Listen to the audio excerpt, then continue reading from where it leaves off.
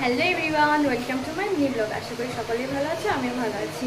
তো আমি আজকে বানাচ্ছি খিচুড়ি, কারণ আমার পেছনের আওয়াজ শুনে বুঝতেই পারছো প্রচুর বৃষ্টি হচ্ছে। আর সকলেই জানো যে বৃষ্টিতে খিচুড়ি খাওয়ার মজাটাই আলাদা।